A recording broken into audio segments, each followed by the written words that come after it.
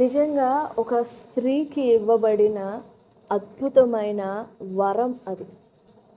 దేవుని చిత్తాన్ని, దేవుని ఆలోచనను, దేవుని తలంపును, దేవుని సంతోషాన్ని, దేవుని ఆనందాన్ని, ఒక స్త్రీ దేవుని ఆనందాన్ని నిర్మించగలదు, దాన్ని అభివృద్ధి అగునట్లుగా కట్టగలదు. అదే స్త్రీ దేవుని చిత్తాన్ని కోల్చగలదు, దేవుని ఆలోచనను కోల్చగలదు. ఆది ఆదామును దేవుడు చాలా ఇష్టంగా చేసుకున్నాడు.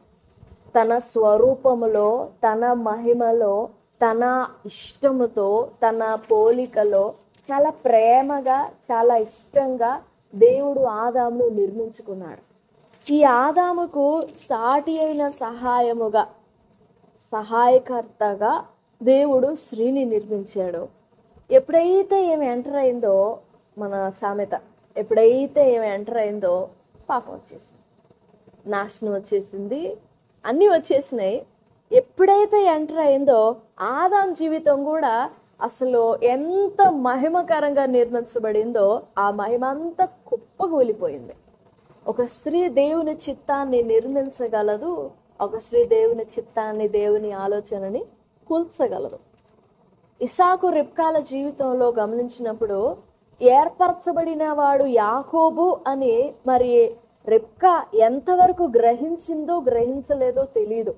కానీ ఒకవేళ నిజంగా యాకోబే దేవుని ప్రణాళిక అని ఆమె గనుక గ్రహించి, ఇస్సాకు దృష్టి యాకోబు మీద పడాలి, దేవుని ఏర్పాటు యాకోబే అని రిబ్కా గ్రహించి అంత కష్టపడింది. మారువేషం వేసి, వస్త్రాలు వేసి, స్వరాన్ని మార్చి, ఆహారం వండి యాకోబు పక్షంగా రిబ్కా పోరాడడానికి గల కారణము ఆల్మోస్ట్గా దేవుని చిత్తానికి ఆమె సహకరించింది అనే చూపిస్తారు. కానీ లేఖనానుసారంగా మనం ఆలోచించినప్పుడు ఒకవేళ నిజంగా దేవుని చిత్తానుసారంగా ఆమె ప్రవర్తించి ఉంటే, ఆమె దేవుని ఆలోచన ఏంటి? ఏశావు యాకోబులలో ఎవరిని కోరుకోవాలి? దేవుడు యాకోబునే కోరుకోవాలి. మరి ఆ తల్లి తన భర్తని మోసం చేసి మరి యాకోబు పట్ల దేవుని చిత్తం నెరవేరాలని, దేవుని చిత్తం నెరవేర్చడం కోసం భర్తను కూడా ఎదిరించింది. నిజంగా ఎంత సాహసం కలిగిన స్త్రీయో అని అంటారు. తప్పు.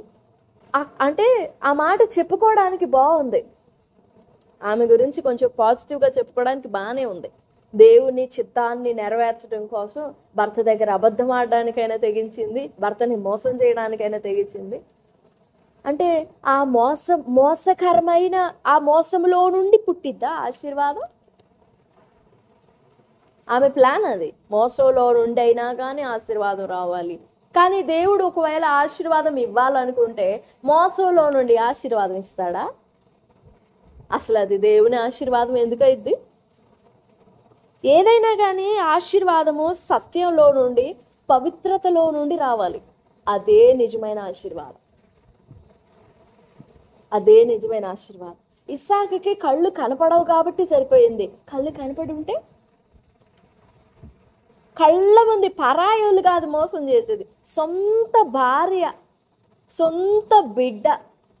ఏది ఏశావన్నా 24 గంటల్లో ఏదో ఒక 6 గంటలు నైట్ పడుకోవడానికి మాత్రం ఇంటికి వచ్చేవాడు, మిగిలిన టైం అంతా వేటకి వెళ్ళేవాడు. యాకోబు అలా కాదు, 24 గంటలు ఇంట్లోనే తిరుగుతూ ఉంటాడు. గుడారములో ఉండే సాధువు యాకోబు. ఈ యాకోబు కన్న బిడ్డ, కళ్ళ ముందు 24 గంటలు తిరిగే ఆ బిడ్డ ఎంత నమ్మకం పెట్టుకొని ఉంటాడు ఇస్సాకు. నా చూపు మందగిలినా నా బిడ్డలు నన్ను చూసుకుంటారు, నా భార్య నన్ను చూసుకుంటుంది. ఎంత మోసం! కళ్ళ ముందే. అది ఎప్పటికీ నిలవదు మోసం, ఎన్నటికీ. ఇస్సాకు చూడలేకపోవచ్చు, కానీ ఖచ్చితంగా గ్రహించే ఉంటాడు. ఎందుకంటే ఇస్సాకు ప్రార్థనాపరుడు. 60 ఏండ్ల వయసులో, 40 ఏండ్ల వయసులో వివాహము కొరకు ఎదురు చూస్తూ దొంగ ప్రయత్నాలు చేయలే ఇస్సాకు. దేవుని సన్నిధిలో కనిపెడతా ఉన్నాడు. ముఖం చూసి ఇష్టపడటాలు ప్రేమించటాలు కాదు, ప్రార్థన చేస్తున్నాడు. ఇక్కడ నా తండ్రి ఒక దాసుని పంపించాడు, ఎలియాజర్ అనే దాసుని. ఆ దాసునికి నీ ఏర్పాటులో ఉన్న స్త్రీ ఎవరో నీ దాసునికి కనపరచు. ఎలియాజర్ అదే ప్రార్థన చేస్తున్నాడు, అబ్రహాం అదే ప్రార్థన చేస్తున్నాడు, ఇస్సాకు కూడా అదే ప్రార్థన చేస్తున్నాడు. అది పరిశుద్ధమైనదంటే. ఆ రిబ్కాని తీసుకొని ఎలియాజర్ వస్తూ ఉంటే ఆమె ఇస్సాకు పొలములో ధ్యానిస్తూ ఉన్నాడు. అప్పటికి తల్లి చనిపోయింది, చాలా వృద్ధాప్యలో కన్నా తల్లి చనిపోయింది. ఇస్సాకు తల్లి చనిపోయి ఉంటే దేవునిని ధ్యానం చేస్తూ ఉన్నాడంట పొలములో. ముఖం చూడలా, ముఖం చూసి నమ్మేది, ముఖం చూసి ఇష్టపడేది. ఈ రోజుల్లో నిన్ను నన్ను మన ముఖం చూసి ప్రేమించలే యేసు ప్రభువారు. నేను నల్లని దాననైనను నా ప్రియుని దానను. పవిత్రతలో నుండి ఉంటుంది. పవిత్రమైన మనస్సు పోగొట్టుకోకూడదు. కానీ దేవుని దృష్టిలో మనం కన్య క్రింద లెక్కే. వివాహితులైన వివాహం లేని వారైన వధువు దేవునికి. యాకోబు పట్ల దేవుని చిత్తాన్ని నెరవేర్చింది రిబ్కా అని అనుకుంటారు, కానీ కాదు. ఆమె చాలా మోసపూరితమైన క్రియలలో నుండి ప్రవర్తించింది.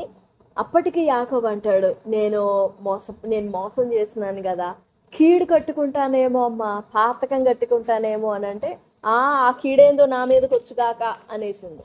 అంత సులువ, అంత తేలిక దేవుని కీడుని మోసేంత ధైర్యమా రిబ్కాకి? అంత ధైర్యమా? అంత స్ట్రాంగ్గా దేవుని కీడు భరించేంత? రిబ్కా దేవుని చిత్తం కొరకు ప్రయాస పడినా అని అనుకునింది, నెరవేర్చినానులే అనుకునింది. కానీ ఆ మార్గంలో మోసం కనపడేసరికి ఆ మార్గము అలా మోసం ద్వారా సంపాదించిన దీవెనలలో రవ్వంత కూడా లేదు యాకోబు మీద. రవ్వంత లేకపోగా మరణం వెంబడించింది. తనకు తెలియకుండానే మరణం వెంబడించింది. ఎప్పుడైతే ఆ మోసకరమైన కార్యం ప్రారంభించాడో, తండ్రికి తెలియకుండా, ఎవ్వరి కంటపడకుండా, ఎవ్వరికి తెలియకుండా దాన్ని సంపాదించుకున్నానని ఎప్పుడైతే ఆ క్రియ చేశాడో అప్పటి నుండి మరణం వెంబడిస్తుంది. వెళ్ళాడు, లేయాని వివాహం చేసుకున్నాడు, రాహేల్ని వివాహం చేసుకున్నాడు, 21 సంవత్సరాలు కొలువు చేశాడు, వెట్టి చాకిరి చేశాడు, తన యావత్ శక్తితో మామకి ఊడిగం చేశాడు. సంపద, పశువులు, గొర్రెలు, మందలు ఎన్నో వేల కొలది సంపాదించాడు. వేల కొలది సంపాదించాడు, సంపద సంపాదించాడు. ఇంచుమించు 12 సంతానము, 4 భార్యలు, ఇవన్నీ వస్తూనే ఉన్నాయి. ఆశీర్వాదం కళ్ళ నిండా కనపడుతూనే ఉండింది. కానీ వెనకాల మరణం తరుముతూనే ఉంది. 21 సంవత్సరాలు వెంబడించింది మరణం. యాకోబు పాపం, యాకోబు మరణం వెంబడిస్తూనే ఉంది. కానీ తనేమో తన జీవితం స్మూత్గా వెళ్ళిపోతుంది అనుకున్నాడు. అంతా కూడా ఇది కదా బ్లెస్సింగ్ అంటే, ఇది కదా ఆశీర్వాదం అంటే అన్నట్లు చాలా ఆశ్చర్యంగా, అద్భుతంగా జరిగిపోయింది యాకోబు జీవితం. కానీ మరణం వెంటాడింది. 21 సంవత్సరాలు వెంటాడింది. యబ్బోకు రేవు దగ్గర చచ్చిపోయింది ఆ మరణం. అక్కడ చంపబడింది మరణం. దేవుని యందు మనకున్న నిరీక్షణ ఏంటంటే సమాధానపడవచ్చు దేవుడితో. ఎంత ఘోర పాపమైనా కానీ జాలి పడతాడు ఆయన. ఎందుకంటే తన బిడ్డలు కదా. అయితే ఒప్పుకోవాలి, సిగ్గుపడకుండా ఒప్పుకోవాలి. ఒప్పుకుంటేనే విడుదల. విడిచిపెట్టాలి, విడిచిపెట్టాలి. ఒప్పుకొని దాన్ని విడిచిపెడితే ఎంత వేదన పడతామో, ఎంత ద్రోహం చేసి ఉన్నా క్షమిస్తాడు ఆయన, గొప్పవాడు. కానీ ఒప్పుకోకుండా, విడిచిపెట్టకుండా నటిస్తూ ఒప్పుకోవడం, నటిస్తూ విడిచిపెట్టడం. He can understand. మన మోసపూరిత హృదయాన్ని చూడగలడు, గ్రహించగలడు. సరే, రిబ్కా తన జీవితంలో తన చేతుల తన జీవితాన్ని, తన బిడ్డల జీవితాన్ని నాశనం చేసింది. అయితే ఒక స్త్రీ తన జీవితంలో దేవుని ఆలోచన నెరవేర్చే స్త్రీగా ఉండాలి.